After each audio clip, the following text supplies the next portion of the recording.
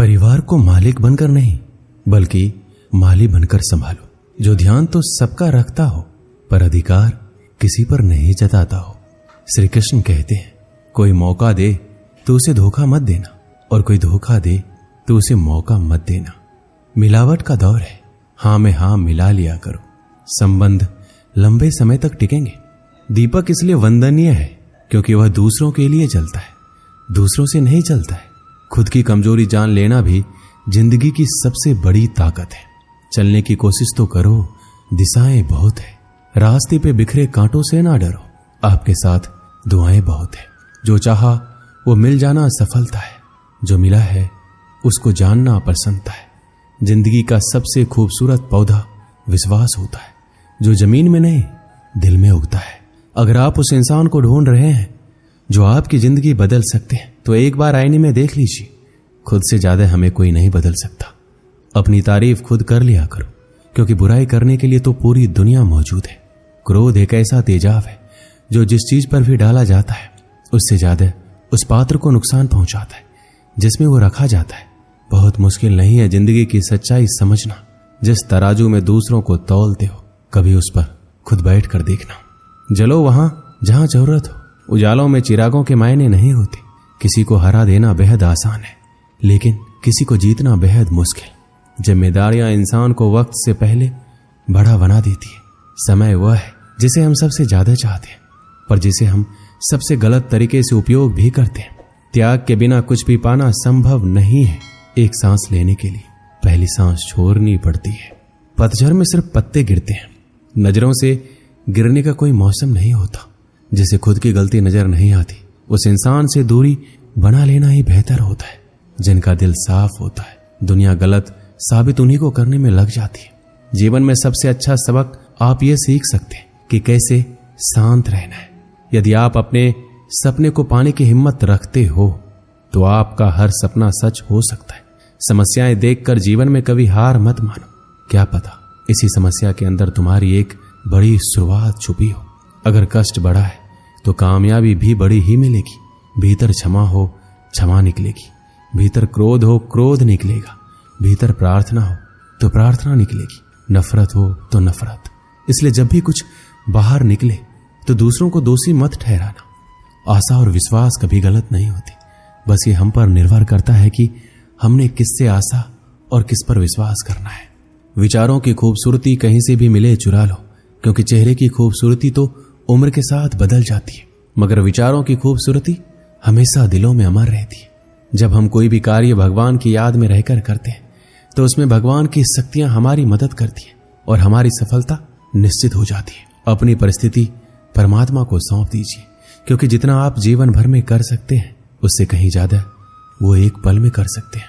जिस इंसान को भगवान पसंद करते हैं, जिसे वो अपना खास बनाना चाहते हैं, उन्हें वो हमेशा असफल रखते हैं, हमेशा उनकी जिंदगी में मुसीबत डालते हैं। अगर आप हार रहे हो तो ये बड़ा संकेत है कि भगवान के उन खास इंसानों में से आप एक हो जिन्हें वो आगे पहुंचाना चाहते हैं। दुनिया में कुछ ऐसे इंसान होते हैं जिन्हें आप कितना भी प्यार, मान, सम्मान दो, फिर भी क्या करते हैं, सिर्फ धोखा ही देते हैं, क्योंकि आप लोगों की फितरत कभी नहीं बदल सकते। पत्नी पसंद से मिलती है, मगर माँ बाप तो पुण्य से मिलते हैं। उनकी परवाह मत करो जिनका विश्वास वक्त के साथ बदल जाए। परवाह सदा उनकी करो जिनका विश्वास आप पर तब भी बना रहे जब आपका वक्त बदल जाए। रिश्ता चाहे जो भी हो, मजबूर नहीं मजबूत होना चाहिए। जीवन में धैर्य अत्यंत महत्वपूर्ण है, क्योंकि यह बात हमेशा याद रखिए, बूंद बूंद पानी से ही घड़ा भरता है। मन की सच्चाई और अच्छाई कभी व्यर्थ नहीं जाती। ये वो पूजा है जिसकी खोज ईश्वर खुद करते हैं। सुख हमारे अहंकार की परीक्षा लेता है, जबकि दुख हमारे धैर्य की। दोनों परीक्षाओं में उत्तीर्ण होकर ही हमारा जीवन सफल होता है। प्यार और सम्मान दो ऐसे उपहार है, अगर आप सभी को देने लग जाओ तो बेजुबान भी छुप जाते हैं। जिस दिन तुम्हें अपना मूल्य पता लग गया, उस दिन के बाद तुम किसी के द्वारा की गई निंदा या प्रशंसा से कोई फर्क नहीं पड़ेगा। संपूर्ण संसार में दुख से बड़ा कोई मित्र नहीं, क्योंकि दुख ही है जो इंसान को ईश्वर की याद दिलाता है। अच्छे व्यक्ति को समझने के लिए अच्छा हृदय चाहिए, ना कि अच्छा दिमाग, क्योंकि दिमाग हमेशा तर्क करेगा और हृदय हमेशा प्रेम भाव देखेगा। सत्य केवल उन लोगों के लिए कड़वा होता है जो लोग झूठ बोलने के आदी हो चुके हैं। हर अनुभव कुछ ना कुछ सिखाता है, इसलिए हर अनुभव महत्वपूर्ण है। हम अपनी गलतियों से भी सीख सकते हैं।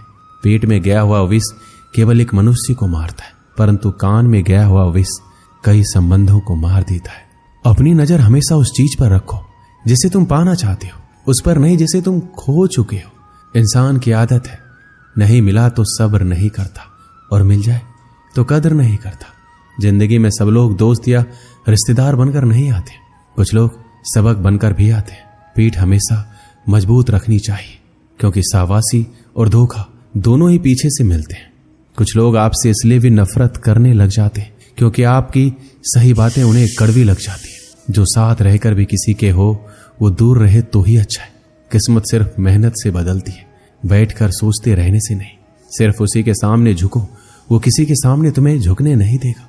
श्री कृष्ण कहते हैं, करने दो जो आपकी बुराई करते हैं। ऐसी छोटी छोटी बातें तो सिर्फ छोटे लोग ही करते हैं।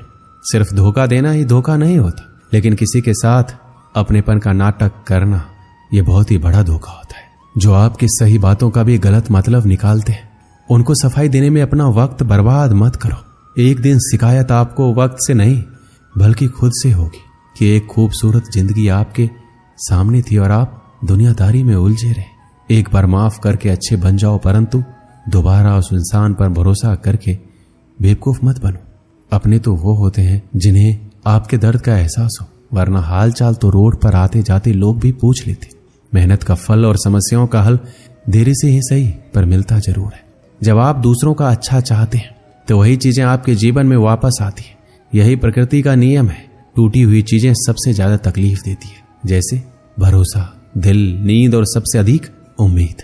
बस तुम खुद से मत हारना, बाकी सब श्री कृष्ण देख लेंगे। जो इंसान अच्छे विचारों और अच्छे संस्कारों को पकड़ लेता है, उनके हाथ में मानव पकड़ने की जरूरत नहीं पड़ती। वक्त जब न्याय करता है तो गवाहों की जरूरत नहीं पड़ती। माफी मांगने वाले हमेशा गलत नहीं होते। कुछ लोग झुक जाते हैं, पता है क्यों? रिश्तों को बचाने के लिए। इच्छा पूरी नहीं होगी तो क्रोध बढ़ेगा और पूरी होने पर लोभ। इसलिए जीवन में हर परिस्थिति में धैर्य बनाए रखना ही श्रेष्ठ है। कई वर्षों पहले एक राज्य में मिदास नाम का एक लोभी राजा राज्य करता था। उसकी एक बहुत ही सुंदर पुत्री थी जिसका नाम सुनैना था। मिदास अपनी पुत्री से बेहद प्रेम करता था, किंतु उससे कहीं अधिक उसे सोने से प्रेम था। उसके खजाने में सोने का भंडार था। उतना सोना दुनिया में किसी भी राजा के खजाने में नहीं था। इसके बाद भी खजाने में जितना सोना बढ़ता, राजा मिदास की लालसा उतनी ही बढ़ती जाती। उसके दिन का अधिकांश समय खजाने में रखे सोने को गिनने में निकल जाता था। सोने के लालसा में अक्सर वह अपनी पुत्री को अनदेखा कर देता था। दिन पर दिन उसकी सोने की ललक बढ़ती जा रही थी और अधिक सोना प्राप्त करने के उद्देश्य से उसने एक बार अन्न जल त्याग कर ईश्वर की कठोर उपासना की। उसकी उपासना से प्रसन्न होकर ईश्वर ने उसे दर्शन दिए और मनचाहा वरदान मांगने को कहा। मिदास बोला, हे ईश्वर, मुझे वरदान दीजिए कि मैं जिस भी वस्तु को छूं वो सोना ही बन जाए। ईश्वर मिदास की लालसा समझ रहे थे। वरदान देने के पूर्व उन्होंने पूछा, राजन, क्या ये वरदान मांगने के पूर्व तुमने अच्छी तरह विचार कर लिया है? हे ईश्वर, मैं इस विश्व का सबसे धनी राजा बनना चाहता हूं। मैंने अच्छी तरह से सोच लिया है, मुझे यही वरदान चाहिए। कृपया मुझे यह वरदान प्रदान कीजिए। तथास्तु, मैं तुम्हें वरदान देता हूं कि कल सूर्य की पहली किरण के साथ तुम जिस भी वस्तु को छुओगे वो सोने की बन जाएगी। आशीर्वाद देने के उपरांत ईश्वर अंतर्ध्यान हो गए। राजा मिदास ये वरदान पाकर खुशी से फूला नहीं समाया। दूसरे दिन सोकर उठने के उपरांत अपनी शक्ति परखने के लिए उसने अपने पलंग को छूकर देखा। वह पलंग सोने का बन गया। मिदास बहुत खुश हुआ। दिन भर वह सुध बुध खोकर अपने महल के हर चीजों को सोने में परिवर्तित करने में लगा रहा। उसे भोजन तक का होश ना रहा। शाम तक वह थक कर चूर हो गया था। उसे जोरों की भूख लग गई थी। उसने अपने सेवकों को भोजन परोसने के लिए कहा।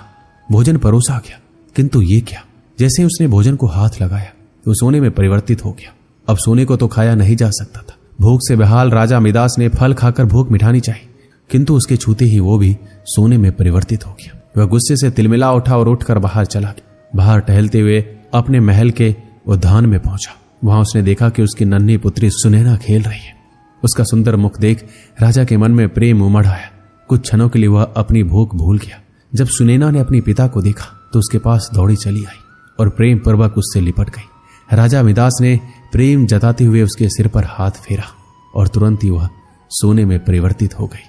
अपनी नन्ही पुत्री को सोने का बना देख वह दुखी हो गया और रोने लगा।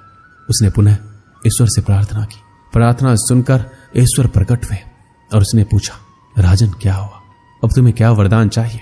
मिदास रो रो कर कहने लगा, हे ईश्वर मुझे क्षमा करें, सोने की लालसा में मेरी बुद्धि भ्रष्ट हो गई थी। मैं ये वरदान मांग बैठा था, किंतु अपनी पुत्री को खोने के बाद अब मेरी आंखें खुल गई है। मुझे समझ आ गया है कि हर वस्तु अमूल्य है और उन सब में सबसे अमूल्य है मेरी पुत्री।